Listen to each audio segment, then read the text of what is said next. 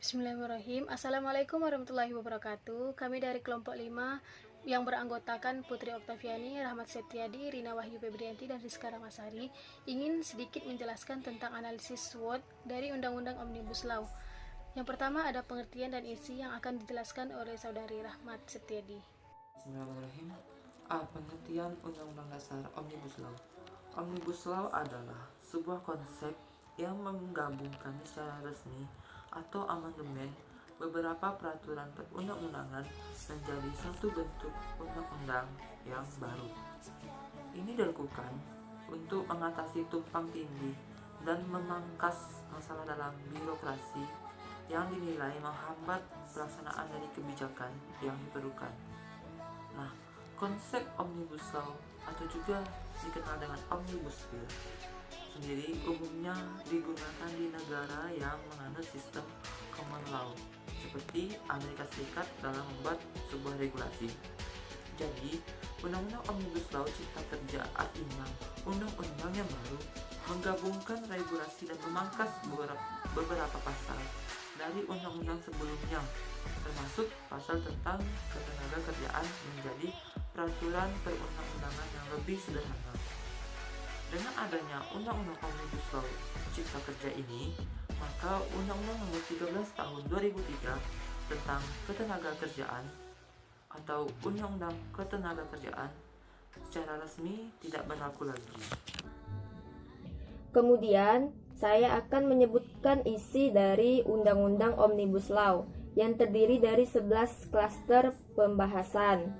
Di antaranya yaitu yang pertama ada penyederhanaan perizinan berusaha, yang kedua persyaratan investasi, yang ketiga ketenagakerjaan, yang keempat kemudahan dan perlindungan UMKM, yang kelima kemudahan berusaha, yang keenam dukungan riset dan inovasi, yang ketujuh administrasi pemerintahan, yang kedelapan pengenaan sanksi, yang kesembilan ada pengadaan lahan, yang ke-10 investasi dan proyek pemerintahan, dan yang terakhir kawasan ekonomi.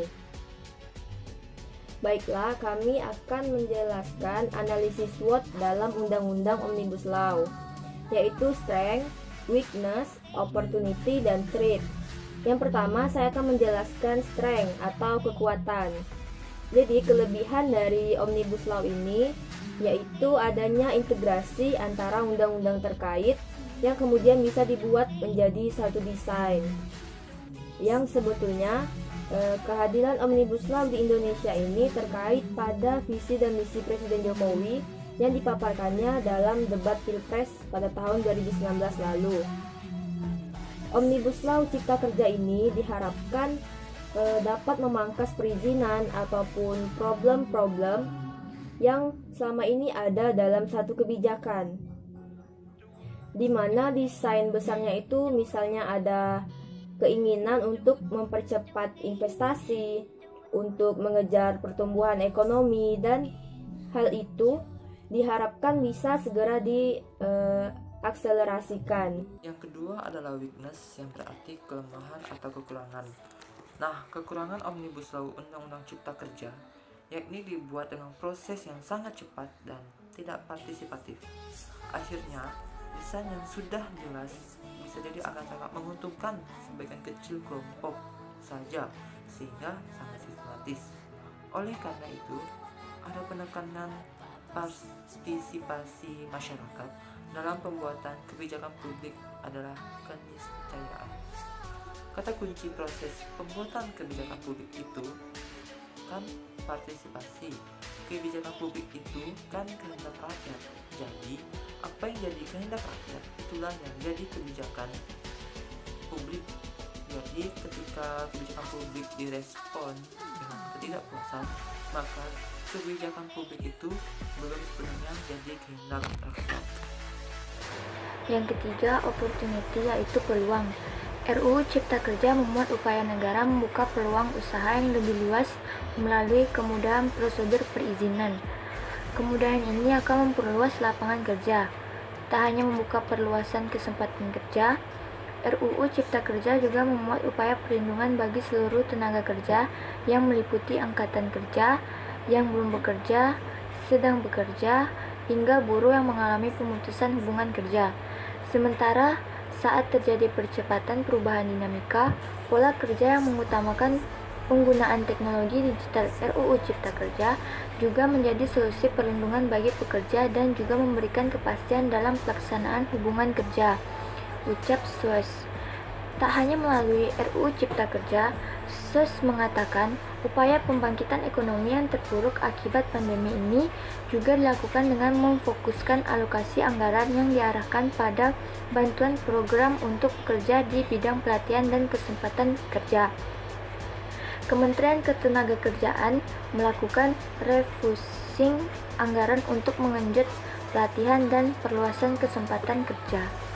Baiklah, selanjutnya saya akan menjelaskan atau membacakan sedikit analisis SWOT yang keempat, yaitu threat, yaitu ancaman. Nah, ancaman dalam Undang-Undang Omnibus Law dapat berupa yang pertama, perubahan pasal-pasal di atas masih berpotensi menimbulkan perbedaan interpretasi karena tidak adanya penjelasan isi pasal-pasal tersebut. Yang kedua, tidak ada norma dan arahan untuk pengaturan yang lebih operasional dari pasal-pasal tersebut terhadap aturan di bawahnya, misalnya dalam bentuk peraturan pemerintah. Nah, ancaman yang ketiga itu, dengan banyaknya kewenangan pemerintah pusat serta luasnya cangkupan bidang lingkungan hidup, kapasitas pemerintah tidak memadai dengan tuntutan tanggung jawabnya yang sangat besar.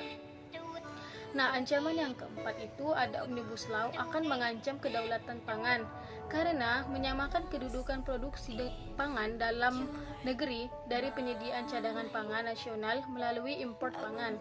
Nah, pemerintah kita terlanjur rajin untuk menandatangani perjanjian internasional, sementara subsidi untuk petani dan nelayan terus dicabut. Nah, sekian presentasi yang dapat kelompok 5 sampaikan, kurang dan lebihnya kami mohon maaf. Terima kasih. Wassalamualaikum warahmatullahi wabarakatuh.